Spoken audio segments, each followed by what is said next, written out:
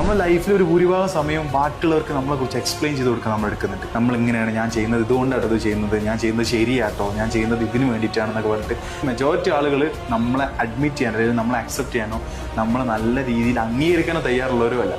So ആ ആളുകളോട് നിങ്ങളെക്കുറിച്ച് എക്സ്പ്ലെയിൻ ചെയ്യുന്ന സമയമെല്ലാം വേസ്റ്റാണ്, കംപ്ലീറ്റ്ലി വേസ്റ്റാണ്.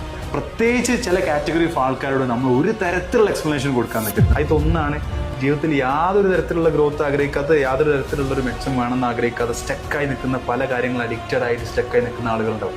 അവർക്ക് വെറുതെ നിങ്ങളുടെ ആക്ഷനെ കുറിച്ചിട്ടുള്ള എക്സ്പ്ലനേഷൻ കൊടുക്കരുത്. രണ്ടാമത്, നിങ്ങളുടെ കുറ്റം പറച്ചിൽ മാത്രം ഹരമാക്കി കൊണ്ട് ഇറക്കുന്ന കുറച്ച് കാറ്റഗറി ഓഫ് ആൾക്കാരുണ്ടാവും. അതായത് കുറ്റം പറഞ്ഞാൽ അതൊരു സുഖം കണ്ടെത്തുന്നത്, ഒരു ആനന്ദം കണ്ടെത്തുന്നത്, നിങ്ങളുടെ മിസ്റ്റേക്കുകൾ എടുത്ത് കാണിക്കുന്നതാണ് അവരുടെ ഹരം എന്നുണ്ടെങ്കിൽ അവരോട് വെറുതെ പോയിട്ട് നിങ്ങൾ എക്സ്പ്ലനേഷനും ജസ്റ്റിഫിക്കേഷനും കൊടുക്കരുത്. ആൻഡ് മൂന്നാമത്തെ ആൾക്കാർ എന്ന് പറഞ്ഞു കഴിഞ്ഞാൽ ഒന്നും അല്ലാത്ത സമയത്ത് എന്തെങ്കിലും ചെയ്യാൻ വേണ്ടിയിട്ട് നിങ്ങൾ ഇറങ്ങുമ്പോൾ നിങ്ങളെ സപ്പോർട്ട് ചെയ്യാത്ത ചില ആളുകളുണ്ടാവും. അവരോടും പോയിട്ട് എക്സ്പ്ലനേഷൻസ് കൊടുക്കരുത്.